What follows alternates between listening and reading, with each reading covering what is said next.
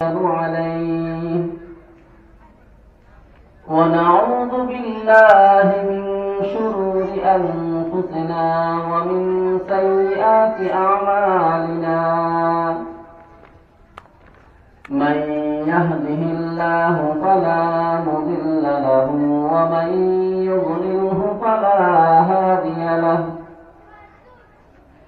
ونشهد أن لا إله إلا الله وحده لا شريك له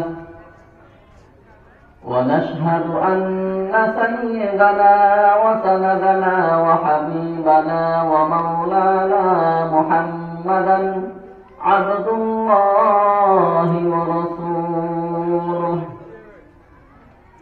أرسل الله تعالى بالحق إلى الخلق بشيرا ونذيرا وداعيا إلى الله بإذنه وسراجا وقمرا منيرا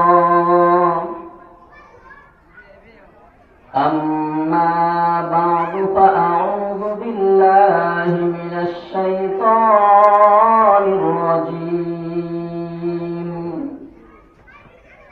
بسم الله الرحمن الرحيم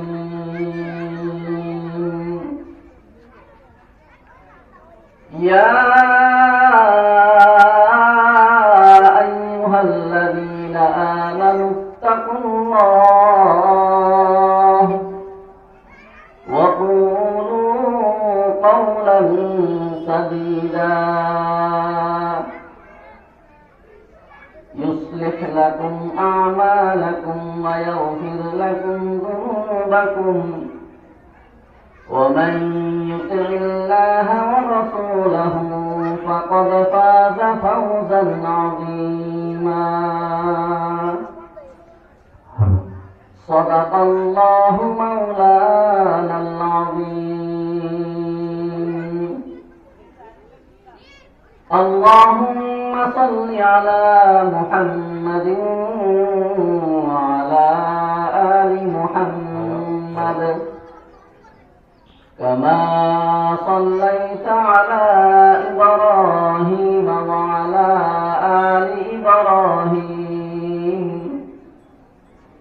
إنك حميد مجيد اللهم بارك على محمد وعلى آل محمد كما باركت على إبراهيم وعلى آل إبراهيم إنك حميد مجيد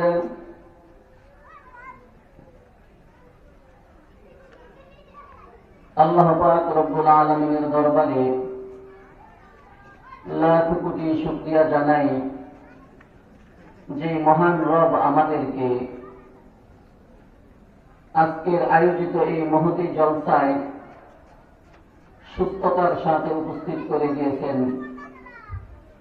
আল্লাহ তাআলার কালামের কিছু আলোচনা করার, কিছু আলোচনা শোনার জন্য আমাদের মতো নগণ্য বান্দাদেরকে আল্লাহ কবুল করেছেন। শুকরিয়া তান সকলেই বলে আলহামদুলিল্লাহ।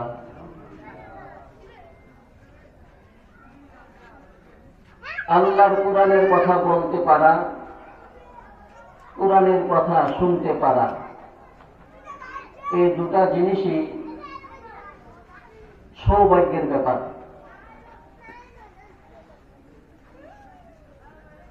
ইচ্ছা করলে কোরআন তেলাওয়াত শোনা যায় না, ইচ্ছা করলে কোরআনের কথা বলা যায় না।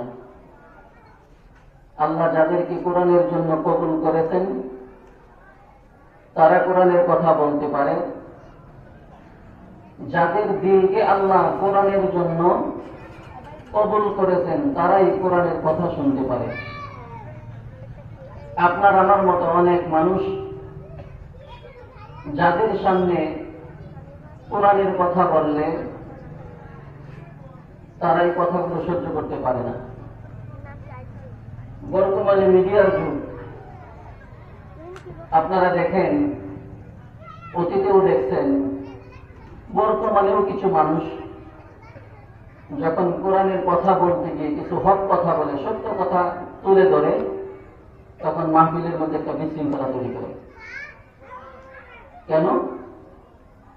যে এই কোরআনের কথাটা তার অন্তর গ্রহণ করতে পারতেছে না। এই জন্য সে আলেমদেরকে গলা চিপে ধরতে চায়, আলেমদের জবানকে বন্ধ করে দিতে চায়। একটাই কারণ, এই কোরআনের কথাগুলো তার ভালো লাগে না। দেখবেন, মানুষ খাবার প্রিয়, মানুষ খাইতে ভালোবাসে, অনেক আইটেম তৈরি করে মানুষ খায়, কিন্তু সকল মানুষ সকল আইটেমের খাবার খাইতে পারে না। সকল খানা সবার পেটে হজমও করতে পারে না। ইচ্ছা করলেই খাওয়া যায় না, ইচ্ছা করলেই কে হজমও করা যায় না। এই জন্য অনেক মানুষ ইচ্ছা করলেও অনেক কিছু বলতে পারে না, আর অনেকে সঠিক কথাগুলো শুনতেও পারে না, তার গা জ্বলে ওঠে। প্রিয় হাজরিন, আমরা এখানে উপস্থিত হয়েছি বিজ্ঞ আলেমদের আলোচনা শুনবো ইনশাআল্লাহ। ওনাদের জন্য আমরা অপেক্ষমান। ইনশাআল্লাহ আমাদের দাওয়াতি মেহমান চলে আসার আগ পর্যন্ত সামান্য কিছু আলোচনা করব। হতে পারে একটা কথা